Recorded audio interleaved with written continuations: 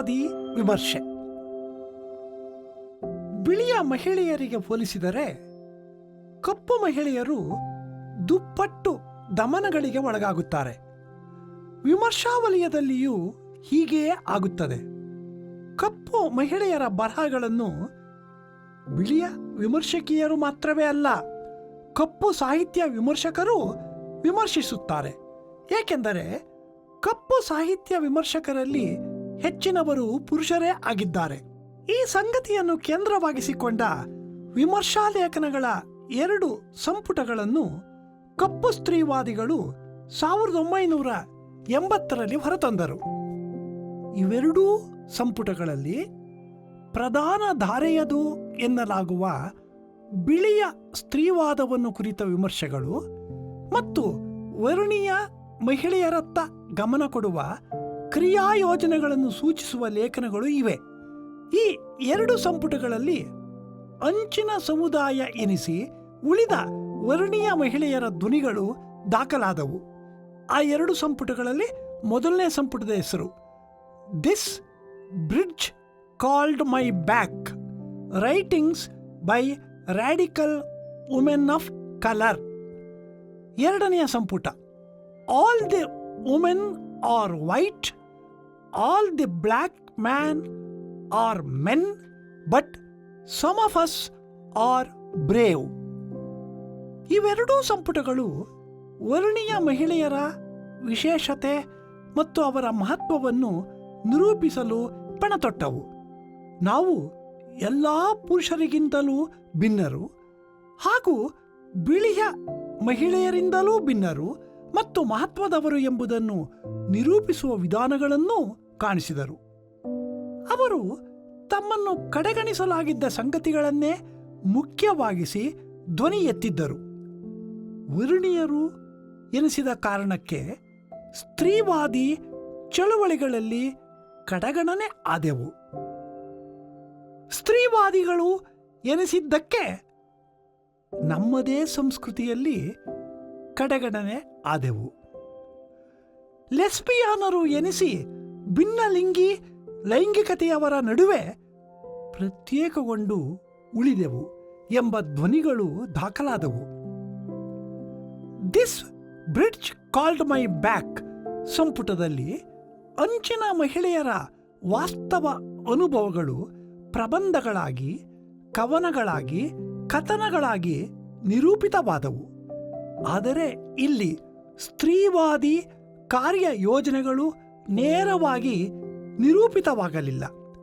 ಆದರೆ all the women are white, all the blacks are men, but some of us are brave ಸಂಪುಟದಲ್ಲಿ ಮಹಿಳಾ ಅಧ್ಯಯನಗಳಿಗೆ ದಿಕ್ಕುಗಳನ್ನು ತೋರಿಸುವ ತಾತ್ವಿಕ ಲೇಖನಗಳು ಬಂದವು.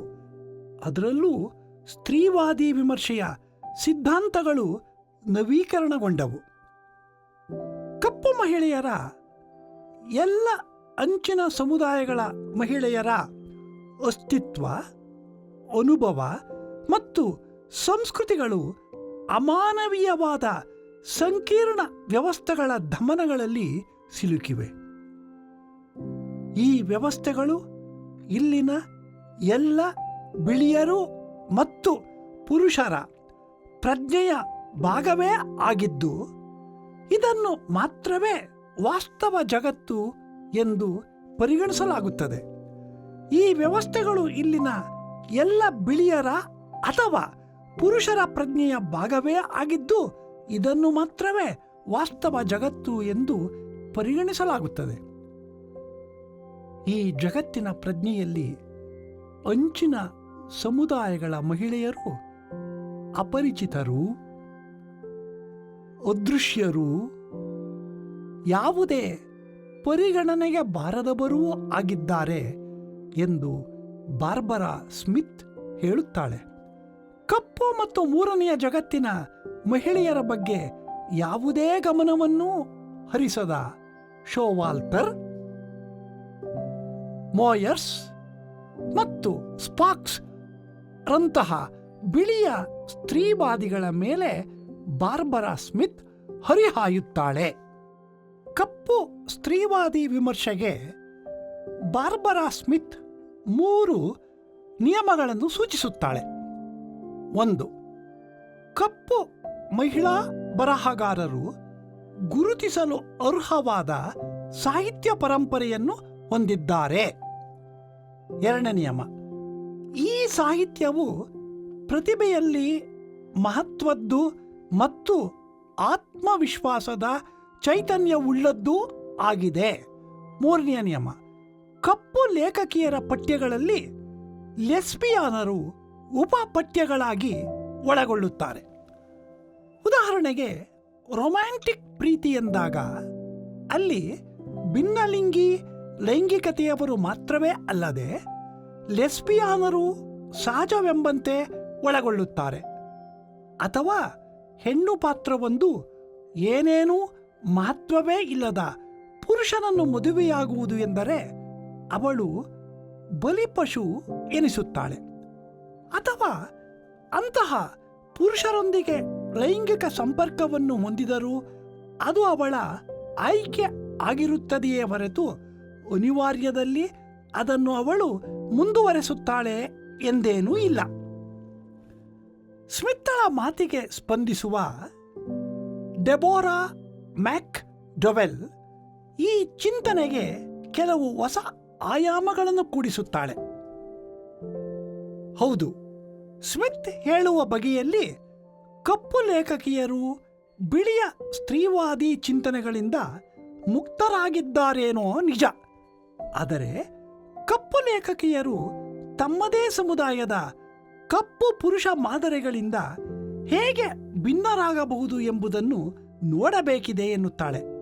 ಉದಾಹರಣೆಗೆ, ಕಪ್ಪು ಪುರುಷರು ಮತ್ತು ಕಪ್ಪು ಮಹಿಳೆಯರ ಭಾಷೆಯಲ್ಲಿ ಗಮನಾರ್ಹ ವ್ಯತ್ಯಾಸಗಳು ಕಾಣಿಸುತ್ತವೆಯೇ ಎಂಬುದನ್ನು ನೋಡುವುದು. ಇದಕ್ಕಾಗಿ 80ರ ದಶಕದ ಕಪ್ಪು ಮಹಿಳಾ ಸಾಹಿತ್ಯದ ಭಾಷೆಯನ್ನು ಪರೀಕ್ಷಿಸಬೇಕಿದೆ. 2ನೇದಾಗಿ, ಲೆಸ್ಬಿಯಾನಿಸಂ ಬಗ್ಗೆ ಸ್ಮಿತ್ ಹೇಳುವ ನಿರ್ವಚನವು ಅಸ್ಪಷ್ಟವಾಗಿದೆ ಮತ್ತು ಅದರಲ್ಲಿ ನಿಖರತೆ ಇಲ್ಲ ಎಂದು ಮ್ಯಾಕ್ ಡೊವೆಲ್ ಗಮನಿಸುತ್ತಾಳೆ. ಲೆಸ್ಬಿಯಾನಿಸಂ ಸಂಗತಿಯನ್ನು ಸ್ಮಿತ್ ತೀರಾ ಸರಳೀಕರಿಸಿ ಮತ್ತು ತೀರಾ ಅಸ್ಪಷ್ಟವಾಗಿ ಮಾತ್ರವೇ ಗ್ರಹಿಸಿದ್ದಾಳೆ ಎಂದು ಮ್ಯಾಕ್ ಡೊವೆಲ್ ಟೀಕಿಸುತ್ತಾಳೆ. ಇದೇ ಕಾರಣದಿಂದಾಗಿ ಲೆಸ್ಬಿಯಾನರ ಬರಹಗಳನ್ನು ಸ್ಮಿತ್ ಸರಿಯಾಗಿ ಅರ್ಥ ಮಾಡಿಕೊಂಡೇ ಇಲ್ಲ ಎನ್ನುತ್ತಾಳೆ. ಅವರಲ್ಲಿ ಕಾಣುವ ರೂಪಕಗಳನ್ನಾಗಲಿ ಸಾಂಕೇತಿಕತೆಯ ಸಮೃದ್ಧಿಯನ್ನಾಗಲಿ ಅವಳು ಗ್ರಹಿಸಿಯೇ ಇಲ್ಲ ಎಂದೂ ಹೇಳುತ್ತಾಳೆ. ತನ್ನ ಮಾತಿಗೆ ಸಮರ್ಥನೆಯಾಗಿ ಮ್ಯಾಕ್ ಡೊವೆಲ್ ಆಲಿಸ್ ವಾಕರಳ ಬರಹವನ್ನು ಉದಾಹರಿಸುತ್ತಾಳೆ. ಕಪ್ಪು ಮಹಿಳೆಯರ ಸಾಹಿತ್ಯವನ್ನು ಅವರ ಸಾಂದರ್ಭಿಕ ಹಿನ್ನೆಲೆಯನ್ನು ಗಮನಿಸಿಯೇ ವಿಮರ್ಶಿಸುವ ಅಗತ್ಯವಿದೆ ಎಂದು ಹೇಳುತ್ತಾಳೆ. ಕಪ್ಪು ಮಹಿಳಾ ಸಾಹಿತ್ಯ ಪರಂಪರೆಯನ್ನು ಗುರುತಿಸುವ ಉದ್ದೇಶದಿಂದಲೇ Alice Walker in search of our mothers' gardens ಎಂಬ ಕೃತಿಯನ್ನು 1974ರಲ್ಲಿ ರಚಿಸಿದ್ದಾಳೆ ಎಂಬುದನ್ನು ಗಮನಕ್ಕೆ ತರುತ್ತಾಳೆ. ಇಷ್ಟೆಲ್ಲ ಮಿತಿಗಳನ್ನು ಹೊಂದಿದ್ದರೂ ಸ್ಮಿತ್ ಬರಹವು ಸಾಹಿತ್ಯ ವಿಮರ್ಶೆಯಲ್ಲಿ ಆವರೆಗೂ ಗಮನಕ್ಕೆ ಬರದೆಯೇ ಉಳಿದಿದ್ದ ಅಂಚಿನ ಸಮುದಾಯಗಳ, ಅಂದರೆ 2 ಗುಂಪುಗಳಾದ ವರ್ಣೀಯ ಮಹಿಳೆಯರು ಮತ್ತು ಲೆಸ್ಬಿಯಾನರು ಮಹಿಳಾ ಸಾಹಿತ್ಯದೆಡೆಗೆ ಗಮನವನ್ನು ಸೆಳೆಯಿತು ಎಂಬುದಂತೂ ನಿಜ. ಅಲ್ಲದೆ ಮಹಿಳಾ ಓದುಗರು ಮತ್ತು ಬರಹಗಾರರ ನಿಜ ಚಹರೆಗಳನ್ನು ಗುರುತಿಸುವ ಕಡೆಗೆ ಗಮನ ಹರಿಸಿದಳು ಎಂಬುದು ಕೂಡ ತುಂಬ ಮುಖ್ಯವಾದ ಸಂಗತಿಯೇ ಹೌದು. ಅಂದರೆ ಮಹಿಳಾ ಸಾಹಿತ್ಯ ವಿಮರ್ಶೆಯಲ್ಲಿ ಕೃತಿಯ ಓದುಗರು ಅಥವಾ ಬರಹಗಾರರು ಹೆಣ್ಣು ಎಂಬ ಗುರುತನ್ನಷ್ಟೇ ಹಿಡಿದರೆ ಸಾಲುವುದಿಲ್ಲ. ಅವರ ಹಿನ್ನೆಲೆಗೆ ಇರುವ ಜಾತಿ, ಜನಾಂಗ ಹಾಗೂ ಲೈಂಗಿಕತಾ ಆದ್ಯತೆಗಳ ಕಡೆಗೂ ಗಮನ ಹರಿಸುವುದು ಅಗತ್ಯವೇ ಆಗುತ್ತದೆ ಎಂಬ ಸೂಚನೆಯು ಅವಳ ಬರಹದಲ್ಲಿದೆ. ಲೆಸ್ಬಿಯಾನ್ ಮಹಿಳೆಯರು ತಾವೂ ಕೂಡ ಕಪ್ಪು ಮಹಿಳೆಯರಂತೆಯೇ ದುಪ್ಪಟ್ಟಾದ ದಮನಗಳಿಗೆ ಒಳಗಾಗುತ್ತೇವೆ ಎಂದು ಹೇಳಿದರು. ತಾವು ಲೈಂಗಿಕತಾವಾದಿ ದ್ವೇಷಕ್ಕೆ ಹಾಗೂ ಸಲಿಂಗಿ ದ್ವೇಷಕ್ಕೆ ಒಟ್ಟೊಟ್ಟಿಗೆ ಗುರಿಯಾಗುವವರು ಎಂದರು. ಮಹಿಳೆಯರಿಗಾಗಿ ಮತ್ತು ವಿಶೇಷವಾಗಿ ಲೆಸ್ಬಿಯಾನರಿಗಷ್ಟೇ ಎಂಬ ರೀತಿಯಲ್ಲಿ ಕೆಲವು ಸಾಹಿತ್ಯ ವಸ್ತುಗಳು ಮೀಸಲುಗೊಳ್ಳುತ್ತವೆ. ಲೆಸ್ಬಿಯಾನ್ ಲೇಖಕಿಯರು ಹಾಗೂ ಲೆಸ್ಬಿಯಾನ್ ಸಾಹಿತ್ಯ ವಸ್ತುಗಳು ಸಾಹಿತ್ಯ ವಲಯದಲ್ಲಿ ದೊಡ್ಡ ಅವಗಣನೆಗೆ ಒಳಗಾಗಿವೆ. ಸ್ತ್ರೀವಾದಿಗಳು ಕೂಡ ಈ ಸಂಗತಿಯನ್ನು ಅವಗಣನೆ ಮಾಡಿದರು ಎಂಬುದು ಗಂಭೀರವಾದ ಕೊರತೆಯೇ ಆಗಿದೆ. ಏಕೆಂದರೆ 1960-70ರ ತೀವ್ರವಾದಿ ಸ್ತ್ರೀವಾದಿ ರಾಜಕಾರಣದಲ್ಲಿ ಲೆಸ್ಬಿಯಾನರು ಎಂತಹ ಮಹತ್ವದ ಪಾತ್ರವನ್ನು ವಹಿಸಿದರು ಎಂಬುದನ್ನು ಮರೆಯಲಾಗದು. 1970ರಲ್ಲಿ the dialectic of sex, the case for a feminist revolution ಎಂಬ ಒಂದು ಮಹತ್ವದ ಕ್ರಾಂತಿಕಾರಿ ಕೃತಿಯು ಪ್ರಕಟವಾಯಿತು.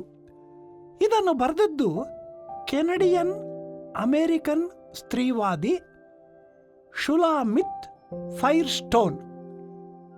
ಇದರಲ್ಲಿ ಶುಲಾಮಿತ್ ಮಹಿಳೆಯರು ಸಂತಾನೋತ್ಪಾದನೆಯ ಸಾಮರ್ಥ್ಯದ ಕಾರಣವಾಗಿಯೂ ದಮನಕ್ಕೆ ಒಳಗಾಗುತ್ತಾರೆ ಎಂಬುದನ್ನು ಹೇಳಿದಳು. ಅವಳ ಈ ಸಾಮರ್ಥ್ಯವನ್ನು ಅವಳ ಜೈವಿಕ ಸಂಬಂಧದ ಕುಟುಂಬವು ನಿಯಂತ್ರಿಸುತ್ತದೆ. ಇದನ್ನು ಶುಲಾಮಿತ್ ದಿ ಟಿರನಿ ಆಫ್ ದಿ ಬಯಾಲಾಜಿಕಲ್ ಫ್ಯಾಮಿಲಿ ಎನ್ನುತ್ತಾಳೆ. ಈ ಕೌಟುಂಬಿಕ ದಬ್ಬಾಳಿಕೆಯು ನಿಲ್ಲಬೇಕು ಮತ್ತು ನಾವು ನಮ್ಮ ಬಹುರೂಪಿ ಲೈಂಗಿಕತೆಯನ್ನು ಮರುಗಳಿಕೆ ಮಾಡಬೇಕಿದೆ ಎನ್ನುತ್ತಾಳೆ.